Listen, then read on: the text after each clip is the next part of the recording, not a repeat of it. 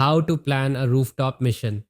Log into the Surveyaan app to access the Surveyaan workspace.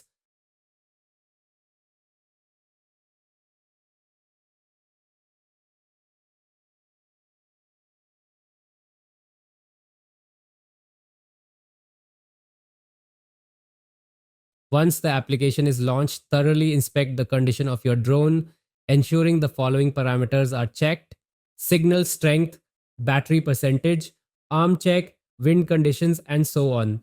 Ensure that all necessary precautions are taken before initiating the flight. Now, let us proceed with planning a rooftop mission. To create a mission plan, tap on the plus icon located in the bottom right hand corner of the screen. Upon tapping the plus icon, a select mission type dialog box will appear, presenting three options: general, land survey, rooftop scan, corridor mapping. Since we are conducting a rooftop survey, select rooftop scan, which will then open the select scan type for rooftop dialog box. The available options include general, top view, circular, side view. Choose the appropriate scan type based on your requirements. Once selected, the workspace will open, allowing you to configure the mission. The general scan gives you a grid pattern. Set the angle and altitude as per your specific needs.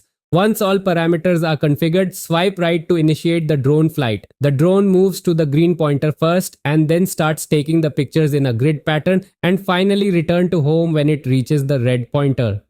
The second option under rooftop is circular scan. In this type of mission, the camera is generally kept at 45-degree angle and the nose of the aircraft is always heading to the center of the rooftop. This is done so that we cover all the angles of the rooftop.